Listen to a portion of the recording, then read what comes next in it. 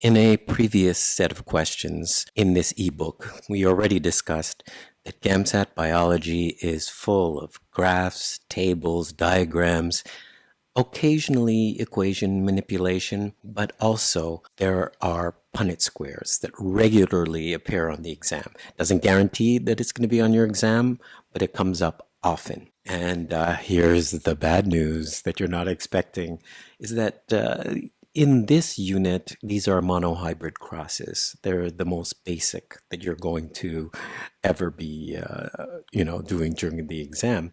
And the Punnett squares are very simple. However, ACER's previous materials, they're so-called old materials that they stopped producing in 2025, of the 5 ebooks that contain real past GAMSAT questions, 3 of them had dihybrid crosses. Now, often professors don't use dihybrid crosses during multiple choice exams because it takes more time in order to construct the dihybrid cross. However, what ACER does to get around that is they'll usually have 2 or 3 questions based on the dihybrid cross. So I'm only telling you this because you need to be sure that you're going to practice dihybrid crosses before the exam. We are going to do the mother of all monohybrid crosses in terms of a unit. So let's begin. So first of all, we learn about the flatfish. We learn about the migration of their eye. And of course, this passage brings new meaning to the expression, a wandering eye. Nonetheless, we find out that in Japan, they're all on the left. In the US, West Coast, equally split left and right, and then in the mid-Pacific, in some region between the US West Coast and Japan, the values for left-sided are intermediate between the US West Coast and Japan. Okay, so let's look at the questions so that they can direct us to what we need to look for. From hypothesis 1 can be concluded a cross between Japanese starry flounder, which we will just call fish from now on, and a right-eyed West Coast fish. Well, we look at hypothesis 1 in the passage, and we see that the Japanese fish are homozygous for a dominant left allele. So if we have a Japanese fish, then we know it's going to be homozygous dominant as provided to us in the passage. Next, we learn that the West Coast fish are homozygous for a neutral allele, which has an equal chance of becoming left or right-eyed. So, in question 14, we are told that we have a right-eyed West Coast starry flounder. That means its genotype must be LL. Now, it's true, half LL will be left-eyed, but if you have a right-eyed West Coast fish, according to hypothesis 1, there is no choice, the genotype must be this. So now we draw a Punnett square and we fill it out.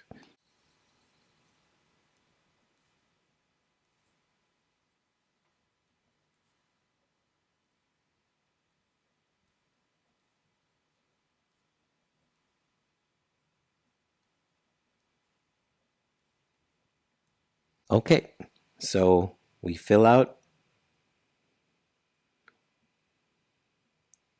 each part of the Punnett square, and now we assess the results. The genotype for every possible case is big L, small l.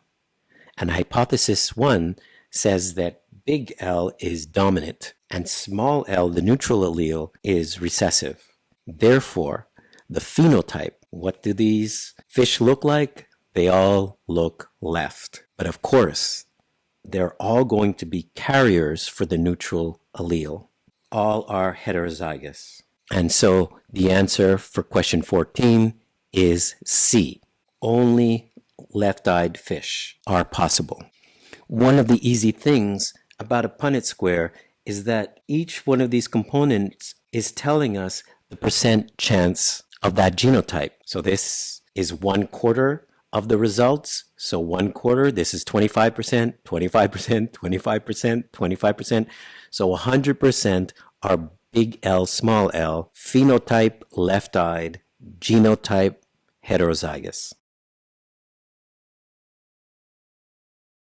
Now we're looking at hypothesis 3, and after many crosses between L, L prime, big L, and L prime, individuals would result in offspring in proportions closest to, okay, so we're going to be very careful to follow the instructions from hypothesis 3 and to apply it to this Punnett square. So I put L, L prime here, big L, L prime down here, L, L prime, and then I just filled it in. According to the rules of hypothesis 3, the left-eyed allele is dominant. So that means both of these cases in the first filial generation F1, which is the offspring from this cross, we have 25% and 25% is going to be left-eyed. Again, looking at hypothesis 3, it tells us that L prime is right dominant over neutral. And so this genotype represents right. Now we have to assess L prime, L prime. What does it even mean? It's homozygous, neutral, and we are told it has an equal chance of developing into right or left individuals. So this will be half and half. Now remember, as I said, the genotype for each one of these results is 25%. So likewise, this is 25%, this is 25%, we're at 50%. Left. We know we have 25% right here, but this group is separated into half left, half right. Well, half of 25% is 12.5%. So we get a total of 62.5% left. And then we look at the answer choices and we see that the closest value to that is answer choice C, which has 60% left-eyed and 40% right-eyed. And so answer choice C is the correct answer. Assume the frequencies. Now we're going to focus on hypothesis 2 and look at the offspring of many crosses of the Japanese fish and randomly selected West Coast fish. And so, for this cross, we know that the Japanese fish, according to hypothesis 2, is homozygous for the left-eyed allele. So this is our only option for the Japanese fish. Now the question stem speaks of randomly selected West Coast flounder, randomly selected West Coast fish. And we are told to assume equal frequencies of left and right-eyed alleles in the West Coast population. And there's no impediment to the occurrence of any possible genotype. Well, according to hypothesis 2, what are the genotypes that are possible? I suppose there's LL, RR, LR. Hypothesis 2 doesn't present any other options. So let's assess these possibilities. Of course, I'm not going to continue to write out these Punnett squares. You can do so to confirm the results. However, once you've completed a lot of practice questions, most Punnett squares you will be able to do in your head. Of course, there are some that have 3 alleles, like this one, that it's better to write it out just to be sure. Nonetheless, let's determine the results for question 16. If we have a cross of big LL and big LL, of course, all the results will be LL, and all of those fish will be left-eyed. What if we did LL versus RR? Again, you will easily be able to see that all the results will be LR for the genotype. Now, what result does that make? Oh, well, we have to look back at hypothesis 2. which explains that heterozygous individuals have an equal chance of developing into either left or right. So there's an equal chance of being left or right if you are LR. So since these are all LR, we're going to have a result of 50% left-eyed. Now let's look at the next scenario, LL cross with LR. And if you do this cross, you will see that 50% will be big L, and 50% will be big L, R. We already know that big L is going to be left. And we know that big L, R has an equal chance of being left or right. So 25% will be left, 25% will be right. So we can add the 25% left to this 50% left, and then we have 75% left. So these are the numbers we would expect with a sufficiently large population. So what's the summary? All left and 50% left averages out to 75% left. And even if you averaged in this result, it's 75% left. So with all these genotypes, we come to the same overall result for a population. 75% left, which means 3 left-eyed flounder for every 1 right-eyed flounder. The answer to question 16 is A.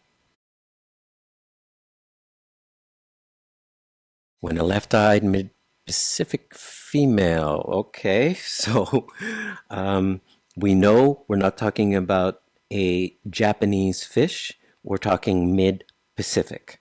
Okay, fair enough. When an apparently singular left-eyed mid-Pacific female and a singular right-eyed West Coast male were crossed, now we're going to look at the offspring, which we are told are thousands of individuals, and the result was 50% left and 50% right. Now the question is stating, of the following, this result completely rules out. Wow, those are some strong words. Those are strong lyrics to be giving out when it comes to science. So there has to be really no possibility. Now let's think in reverse. 50% right, 50% left. So the question really is, once we start with these two individuals, the parents, since we are not provided information as to their genotype, we must try to imagine, is there any genotype with respect to that particular hypothesis that could result in 50% left, 50% right? And of course, we know that to be true because we worked it out in one case already over here. Nonetheless, let us begin with hypothesis 1. And with that hypothesis, we are told that if an individual is homozygous for the neutral allele, then there's an equal chance of developing into either left or right. Okay, so then theoretically, there exists the possibility that the parents are each homozygous for the neutral allele. And because the genotype results in a phenotype that is 50% left, 50% right, it means it is entirely possible that there is a left-eyed female and a right-eyed male. And when they cross, you can draw the Punnett square, but you would be wasting your time. Clearly, all the results will be small l. Again, homozygous, neutral, and the result? 50% left, 50% right. So we know that the results of the experiment do not contradict hypothesis 1. Now let's try hypothesis 2. Remember that we have a left-eyed female, and the genotype, according to hypothesis 2, must be big L. And with a right-eyed male, the genotype must be big R. When we do the cross, all the results are big LR, which we already saw here, and the result is 50% is left-eyed, according to hypothesis 2. Now, I do want to underline something. Some students fall into a trap here because they're thinking big L is dominant. And so the genotype LR must be all left-eyed. Untrue. Yes, it's true that often that you use the letters in that way, but hypothesis 2 clearly states that heterozygous individuals, LR, have an equal chance of developing into either left or right forms. Okay, now we move to hypothesis 3. Here we have 3 alleles. And so for hypothesis 3, please keep in mind what we're looking for. We're trying to determine how can we make it so that the result of the cross is going to be 50% left eye. If I just make it big L in the cross, sure, this parent is left-eyed, but then all the offspring will be left-eyed. So let's try big L, small l. And I'm not going to get into trying L prime because L prime creates a scenario where there's a 50-50 within the 25%, which we already saw brings us to 62.5%. That's not what we want. We want the result to be 50%. So I'm not going to deal with this. I'm going to try cross right-eyed small l. And what do we get as a result? 1/2 big L, small l. Bingo. Because these are left-eyed. And we got our 50% again. And so the results of the experiment do not contradict any of the 3 hypotheses, plural for hypothesis. And so the answer for question 17 is D. And if you want to read up on your Punnett squares in the GAMSAT Master Series biology book, and most importantly, complete some multiple choice questions that are GAMSAT level at the end of chapters or from other ACER booklets or materials. Keep up the good work. Good luck with your studies.